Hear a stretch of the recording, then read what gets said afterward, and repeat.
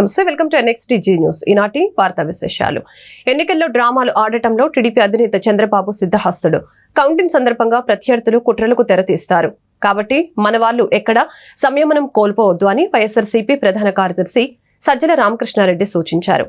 కాగా ఎన్నికల కౌంటింగ్ నేపథ్యంలో వైఎస్ఆర్సీపీ కౌంటింగ్ ఏజెంట్లకు శిక్షణ తరగతులు జరుగుతున్నాయి.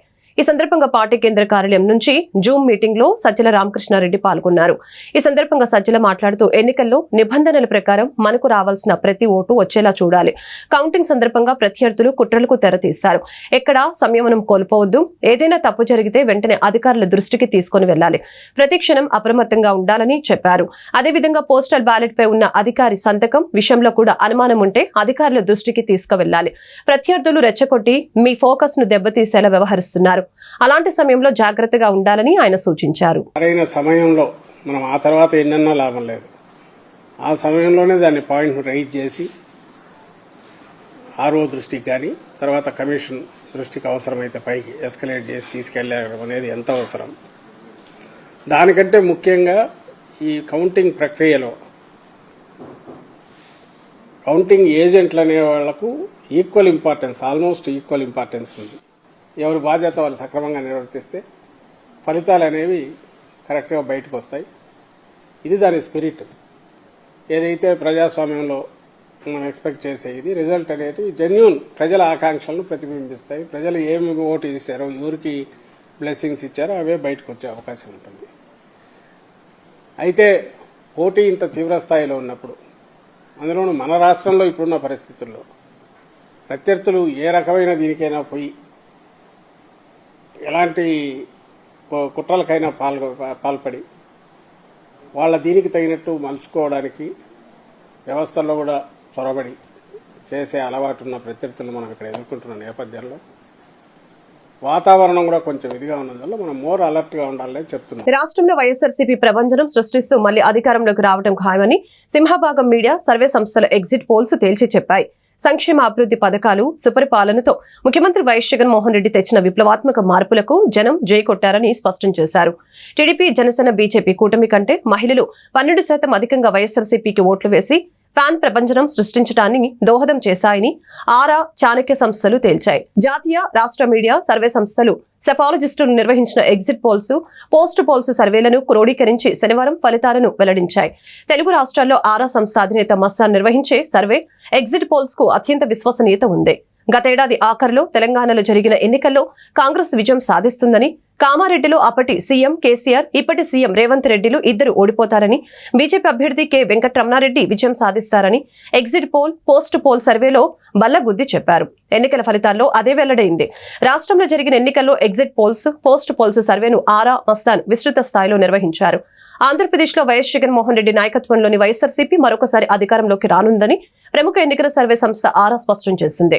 ఆ సంస్థ ఎండీ షేక్ మస్తాన్ తన స్వగ్రామంలో పల్నాడు జిల్లా చిలుకలూరుపేట మండలం మద్దిరాలలో నిర్వహించిన మీడియా సమావేశంలో 2024 సార్వత్రిక ఎన్నికల ఫలితాల అంచనాలను వెల్లడించారు. ఆంధ్రప్రదేశ్లో 49.41% ఓట్లతో వైఎస్ఆర్సీపీ 94 నుంచి 104 ఎమ్మెల్యే స్థానాలు గెలుపొందే అవకాశం ఉందని తెలిపింది. టీడీపీ, బీజేపీ, జనసేన కూటమి 47.55% ఓటు షేర్తో 71 నుంచి 81 ఎమ్మెల్యే స్థానాలు పొంది ప్రతిపక్ష పార్టీ పోషించే అవకాశం ఉందని తెలిపింది. కాంగ్రెస్ పార్టీతో సహా ఇతర పార్టీలకు ఒక్క స్థానం కూడా వచ్చే అవకాశం లేదన్నారు. ఇతరులకు 3% ఓట్లు పడవచ్చని తెలిపారు. లోక్సభ ఫలితాలలో వైఎస్ఆర్సీపీ 13 నుంచి 15 ఎంపీ స్థానాలు, టీడీపీ కూటమి 10 నుంచి 12 స్థానాలు పొందే అవకాశం ఉందని తెలిపారు. వైఎస్ఆర్ కాంగ్రెస్ పార్టీ గణనీయమైనటువంటి ఓట్లు సాధించింది. ఈ విధంగా తనకున్నటువంటి ఓటు బ్యాంకును కాపాడుకుంటూ కొత్తగా బీసీలలో ఓటు బ్యాంకుని చేర్చడం ద్వారా, మహిళల్లో తన ఓటు బ్యాంకును పెంచుకోవడం ద్వారా వైఎస్ఆర్ కాంగ్రెస్ పార్టీ ఈ రోజు తిరిగి రాష్ట్రంలో మరొకసారి అధికారంలోకి రాబోతా ఉంది. వైఎస్ఆర్ కాంగ్రెస్ పార్టీ ఆంధ్రప్రదేశ్ లో మే 13వ తేదీన జరిగినటువంటి ఎన్నికల్లో 49.41% ఓట్లను సాధించి 94 నుండి 104 అసెంబ్లీ స్థానాల్లో గెలవబోతా ఉంది. అలాగే తెలుగుదేశం పార్టీ కూటమి 47.55% ఓట్లను సాధించి కేవలం 71 నుండి 81 స్థానాలకు పరిమితం కాబోతా ఉంది. ఇతర పార్టీలు, ఇండిపెండెంట్ అభ్యర్థులు 3.04% ఓట్లకు పరిమితం కాబోతా ఉన్నాయి. సుమారుగా 2% ఓట్ల ఆధిక్యతతో తెలుగుదేశం పార్టీ కూటమి కంటే సుమారుగా 20-25 స్థానాల్లో వైఎస్ఆర్ కాంగ్రెస్ పార్టీ ఆధిక్యత సాధించి మరొకసారి ప్రభుత్వాన్ని ఏర్పాటు చేయబోతా ఉంది. అలాగే పార్లమెంటు విషయానికి వస్తే ఆంధ్రప్రదేశ్లో ఉన్నటువంటి 25 పార్లమెంటు స్థానాల్లో 48.29% ఓట్లను సాధించి వైఎస్ఆర్ కాంగ్రెస్ పార్టీ 13 నుండి 15 పార్లమెంటు స్థానాలను గెలవబోతా ఉంది. అలాగే తెలుగుదేశం కూటమి 47.68 ఓట్ల శాతాన్ని సాధించి 10 నుండి 12 పార్లమెంటు స్థానాల్ని గెలవనున్నది. 4.03% ఓట్లు కాంగ్రెస్ పార్టీ మరియు ఇతర పార్టీలకు లభించినాయి. ఏ పార్టీ కూడా ఇంకా వేరే పార్టీలకు సీట్లు లభించేటువంటి అవకాశం లేదు. కడప పార్లమెంటు నుండి పోటీ చేసినటువంటి శ్రీమతి షర్మిల గారు అక్కడ గణనీయమైనటువంటి ఓట్లు పొందుతున్నప్పటికీ అక్కడ గెలిచే పరిస్థితి లేదు. వారికి అక్కడ డిపాజిట్ కూడా దక్కేటువంటి పరిస్థితి లేదు. ఆవిడ సుమారు 12% ఓట్లకు పరిమితం కాబోతా ఉన్నది. ఈ విధంగా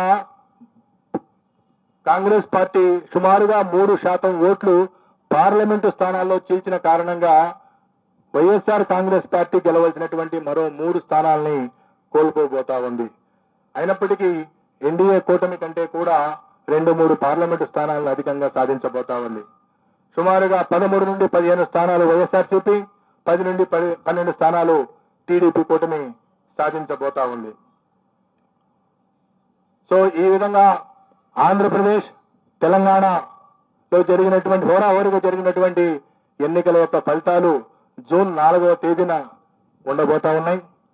జూన్ 4వ తేదీన మా ఈ ఆరా సంస్థ వైపు నుండి ప్రకటించినటువంటి పోస్ట్ పోలు నిజం కావాలని పోస్టల్ బ్యాలెట్ పై సుప్రీంకోర్టులో వైఎస్ఆర్సీపీ న్యాయ పోరాటానికి దిగింది. ఈసీ పోస్టల్ బ్యాలెట్ ఉత్తర్వుల్ని సుప్రీంలో సవాలు చేసింది. అధికారిక సీల్ హోదా లేకుండా స్పెసిమ్యాన్ సిగ్నేచర్ తో ఆమోదించాలన్న ఈసీ ఉత్తర్వుల్ని వైఎస్ఆర్సీపీ సవాల్ చేసింది. ప్రస్తుతం అమల్లో ఉన్న నియమ నిబంధనలే కొనసాగించాలన్న వైఎస్ఆర్సీపీ పోస్టల్ బ్యాలెట్ పై హైకోర్టు ఉత్తర్వుల్ని కొట్టివేయాలని పిటిషన్ వేసింది. కేవలం ఏపీలోనే ఇలాంటి ఉత్తర్వులు ఇవ్వటాన్ని వైఎస్ఆర్సీపీ ప్రశ్నించింది. కాగా పోస్టల్ బ్యాలెట్ డిక్లరేషన్ ఫారం పై అటెస్టింగ్ అధికారి సంతకం ఉండి పేరు, హోదా, సీల్ లేకపోయినా కూడా వాటిని ఆమోదించాలని రిటర్నింగ్ అధికారుల్ని ఆదేశిస్తూ కేంద్ర ఎన్నికల సంఘం జారీ చేసిన ఉత్తర్వుల్ని సవాల్ చేస్తూ వైఎస్ఆర్సీపీ దాఖలు చేసిన పిటిషన్ను హైకోర్టు పరిష్కరించింది. పోస్టల్ బ్యాలెట్ ఓట్ల విషయంలో అభ్యంతరాలు ఉంటే వాటిని ప్రస్తావించేందుకు ప్రత్యామ్నాయ వేదికలు ఉన్నాయని పేర్కొంది. సార్వత్రిక ఎన్నికల్లో కూటమి తిరుగులేని విజయం సాధిస్తుందని తెలుగుదేశం అధినేత చంద్రబాబు ధీమా వ్యక్తం చేశారు. విజయం కోసం టీడీపీ, జనసేన, బీజేపీ నేతలు, కార్యకర్తలు సంయమనంతో పనిచేయాలని ప్రశంసించారు. జనసేన అధినేత పవన్ కళ్యాణ్, బీజేపీ రాష్ట్ర అధ్యక్షురాలు పురంధేశ్వరితో పాటు 3 పార్టీల నేతలు, కార్యకర్తలు బాగా కష్టపడ్డారని అన్నారు. ఈ మేరకు కూటమి ఎమ్మెల్యే, ఎంపీ అభ్యర్థులతో చంద్రబాబు కాన్ఫరెన్స్ నిర్వహించారు. ఈ సమావేశంలో బీజేపీ నేతలు పురంధేశ్వరి, అరుణ్ సింగ్, జనసేన పీఎస్సీ చైర్మన్ నాదెండ్ల మనోహర్ తదితరులు పాల్గొన్నారు. కౌంటింగ్ ప్రక్రియలో తీసుకోవాల్సిన జాగ్రత్తలు, చర్యలపై నేతలకు పలు సూచనలు జారీ చేశారు. ఎగ్జిట్ పోల్స్ అన్ని రాష్ట్రంలో కూటమి విజయంపైనే మొగ్గు చూపాయి. కేంద్రంలో, రాష్ట్రంలో ఎన్డీఏ కూటమి ప్రభుత్వాన్ని ఏర్పాటు చేయబోతుంది. ఓటమి భయంతో కౌంటింగ్ పై వైసీపీ అర్థం లేని ఆరోపణలు చేస్తోంది. పోస్టల్ బ్యాలెట్ డిక్లరేషన్ పై ఈసీ ఇచ్చిన ఆదేశాలపైన కోర్టుకు వెళ్లి కొర్రీలు పెట్టేందుకు యత్నించింది. కౌంటింగ్ రోజు కూడా అనేక అక్రమాలు, దాడులకి తెగబడే అవకాశం ఉంది. కూటమి ఏజెంట్లు, అభ్యర్థులు అప్రమత్తంగా ఉండాలని సూచించారు. గుంటూరు కొత్తపేట హనుమాన్ చౌక్ శ్రీ ఆంజనేయ స్వామి వారి దేవస్థానం శ్రీ హనుమాన్ దీక్ష సమాజం ఆధ్వర్యంలో శ్రీ హనుమాన్ జయంతి ఉత్సవాలు అంగరంగ వైభవంగా ముగిశాయి. ఈ ఉత్సవాలు 5 రోజుల పాటు ఘనంగా జరిగాయి. ఆదివారం భారీ అన్నదాన కార్యక్రమం జరిగింది. శ్రీ హనుమాన్ దీక్ష సమాజం ఆధ్వర్యంలో పలు ఆధ్యాత్మిక, సాంస్కృతిక కార్యక్రమాలు కొనసాగాయి. ఈ సందర్భంగా శ్రీ హనుమాన్ దీక్ష సమాజం గౌరవ అధ్యక్షులు తిరువల్లూరి వెంకట సుబ్బారావు మాట్లాడారు. ప్రతి సంవత్సరం హనుమాన్ జయంతి మహోత్సవాలను అత్యంత ఘనంగా నిర్వహించుకుంటున్నామని వివరించారు.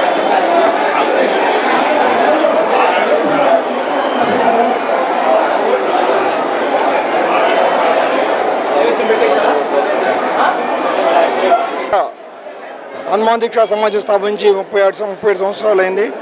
అందుకు తదనుగుణంగా మేము దాదాపు 40 రోజుల నుంచి స్వామివారికి భక్తుల, మిత్రుల సహాయ సహకారాలతోటి విగ్రహ కార్యక్రమం ప్రారంభించాము. అవన్నీ కూడా మొన్నటితో కంప్లీట్ అయిపోయింది. నిన్న ఘటాభిషేకము, నిన్న రాత్రి కళ్యాణం కూడా జరిగింది. ఈ రోజున మిత్రులు మా దీక్షాసమ వైస్ ప్రెసిడెంట్ శ్రీ సుకుమార్ ఆధ్వర్యంలో అన్నదానం కూడా చాలా చక్కగా జరుగుతుంది. భక్తులందరూ కూడా ఈ కార్యక్రమం పన్నారు. ఈ ఉత్సవాల్లో ఈరోజు ఈ స్వామివారి మణిచ్యుతి పూర్ణాహుతితోటి ఈ కార్యక్రమాలు మేము ఏవైతే కార్యక్రమాలు చేపట్టామో హనుమాన్ దీక్షా సమాజం తరఫున, అదియో దేవస్థానం తరఫున అన్ని కార్యక్రమాలు కూడా స్వామివారి అనుగ్రహంతో పరిపూర్ణంగా సమాప్తమని తెలియజేస్తున్నాము. అందరూ కూడా ఈ ఉత్సవాల్లో కూడా విరివిగా భక్తులు పాల్గొన్నారు. ఈ ఉత్సవం జయప్రదం చేశారు.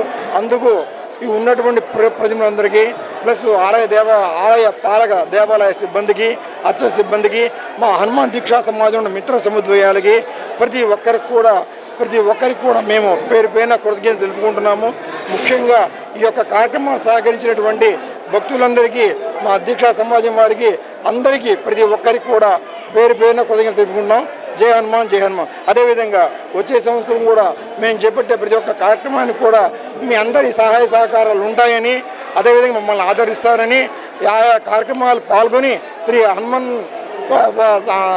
శ్రీ ఆంజనేయ స్వామి వారి కృపా కటాక్షాలకి పాత్రలు విశ్వసిస్తున్నాము.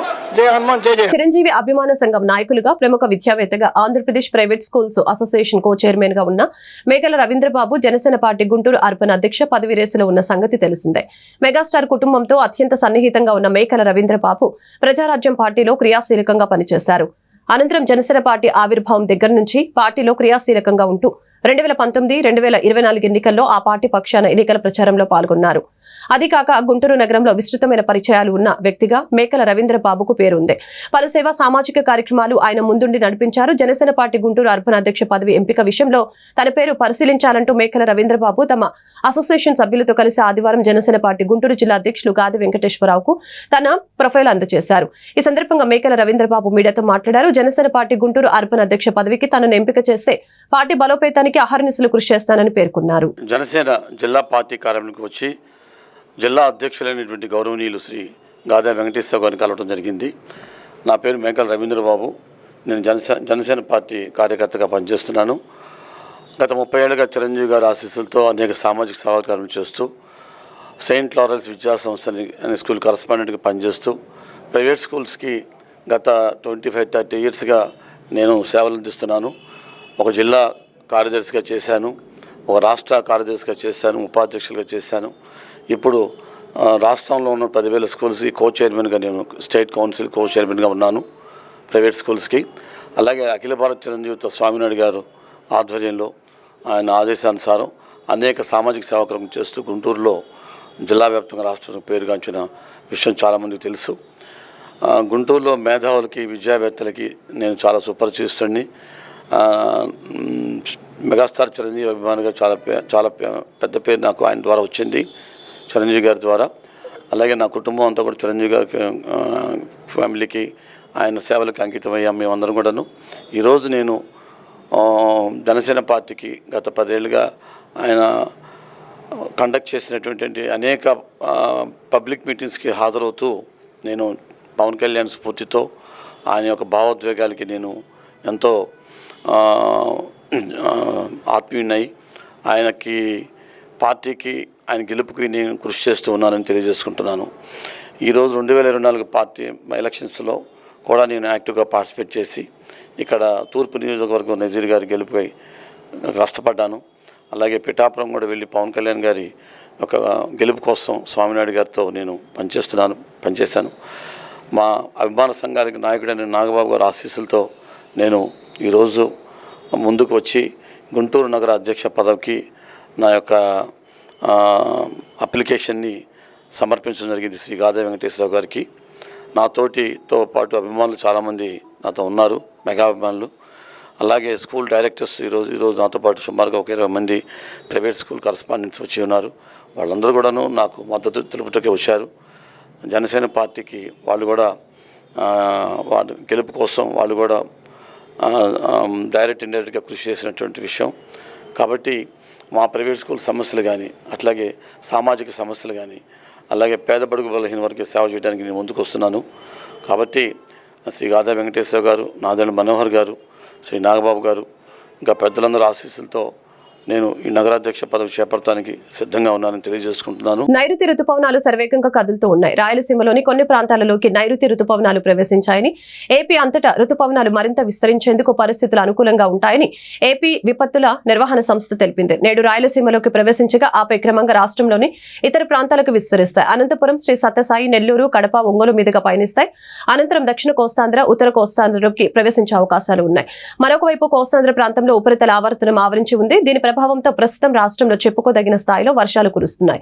రానున్న 4 రోజులు వర్షాలు కురుస్తాయని వాతావరణ శాఖ అధికారులు తెలిపారు. కొన్ని జిల్లాల్లో భారీ వర్షాలు, మరికొన్ని జిల్లాల్లో తేలికపాటి నుంచి మోస్తారు వర్షాలు కురవనున్నాయి. పోస్టల్ బ్యాలెట్ల చెల్లుబాటుపై స్పష్టత ఇస్తూ కేంద్ర ఎన్నికల సంఘం మే 30న ఇచ్చిన ఉత్తర్వుల్ని సవాల్ చేస్తూ దాఖలు చేసిన వ్యాజ్యంలో వైసీపీకి హైకోర్టులో గట్టి ఎదురు దెబ్బ తగిలింది. ఈసీ ఉత్తర్వులు జోక్యం చేసుకోవడానికి ధర్మాసనం నిరాకరించింది. ఎన్నికల ప్రక్రియలో జోక్యం చేసుకునేందుకు వీల్లేదని, పిటిషనర్ కు అభ్యంతరం ఉంటే ఎన్నికల పిటిషన్ దాఖలు చేసుకోవాలంటూ ఈసీ తరపున సీనియర్ న్యాయవాది అవినాష్ రాయ్ చేసిన వాదనలతో ఏకీభవించింది. ఈసీ సమర్పించిన పలు తీర్పులను పరిగణలోకి తీసుకుంది. ఈసీ నిర్ణయంపై పిటిషనర్ కు ఏమైనా అభ్యంతరం ఉంటే ఎన్నికల ముగిశాక ప్రత్యామ్నాయ మార్గాన్ని అనుసరించి ఈసీ దాఖలు చేసేందుకు స్వేచ్ఛనిచ్చింది. హైకోర్టు న్యాయమూర్తులు జస్టిస్ మండవ కిరణ్మయ్, జస్టిస్ న్యాపతి విజయలతో కూడిన ధర్మాసనం శనివారం తీర్పు ఇచ్చింది. గుంటూరు నల్లచెరువు మెయిన్ రోడ్డు శ్రీ ప్రసన్నాంజనేయ స్వామి వారి దేవస్థానం 40వ వార్షిక మహోత్సవాలు ఘనంగా ముగిశాయి. హనుమాన్ జయంతిని పురస్కరించుకుని స్వామివారి ఊరేగింపు కార్యక్రమం కన్నుల విందుగా జరిగింది. ఈ కార్యక్రమంలో భక్తులు పెద్ద సంఖ్యలో పాల్గొన్నారు. ఈ సందర్భంగా ఆలయ అభివృద్ధి కమిటీ సభ్యులు తిరుమల శెట్టి శివరామకృష్ణ మాట్లాడారు. హనుమాన్ వార్షిక ఉత్సవాల గురించి వివరించారు. దేవస్థానము 40వ వార్షికోత్సవం సందర్భంగా ఇక్కడ స్వామివారికి ఉదయం కళ్యాణము, అన్నదానం అన్నీ జరిగినాయి. ఇవాళ సాయంత్రం ఊరేగింపు కార్యక్రమం ఉంది. అందరూ భారీ ఎత్తున బాగా వచ్చి ఈ ఉత్సవాన్ని జయప్రదం చేయవలసిందిగా కోరుతున్నాను. ఇవాళ జయంతోత్సవం సందర్భంగా పూజా కార్యక్రమాలు ఇవాళ పొద్దున కళ్యాణం జరిగింది స్వామివారికి. నిన్న అంకురార్పణ జరిగింది. ఇవాళ అన్నదానం జరిగింది. ఇప్పుడు ఉత్సవం జరుగుతుంది. మామూలుగా రథోత్సవం, స్వామివారి రథోత్సవం జరుగుతుంది. పవర్ లిఫ్టింగ్ మరియు బెంచ్ ప్రెస్ పోటీలలో మాజీ ఏఐఎస్ఎఫ్ నాయకురాలు పర్చూరు కుమారి నందన రాష్ట్ర స్థాయిలో 2 రజత పథకాలు సాధించారు. ఈ సందర్భంగా సిపిఐ కార్యాలయంలో అభినందన కార్యక్రమం ఏర్పాటు చేశారు. సిపిఐ జిల్లా కార్యదర్శి జంగాల అజయ్ కుమార్ ఇతర నేతలు సత్కరించి అభినందించారు. ఈ నెల 29 నుంచి 31వ తేదీ వరకు మంగళగిరి పట్టణంలో 11వ ఆంధ్రప్రదేశ్ రాష్ట్ర power lifting sub junior senior master championship 2024 పోటీలలో నందన సీనియర్స్ మహిళల విభాగంలో 76 కేజీల విభాగంలో పోటీపడి పవర్ లిఫ్టింగ్ లో 282.5 కేజీల బరువు ఎత్తి రజత పథకం సాధించారు. అంతేకాకుండా అదే విభాగంలో బెంచ్ ప్రెస్ పోటీల్లో తలపడి మరొక రజత పథకాన్ని తన ఖాతాలో వేసుకున్నారు. ఈ వార్తలు ఇంతటితో సమాప్తం. మరొక బులెటిన్లో మళ్ళీ కలుద్దాం. నమస్కారం.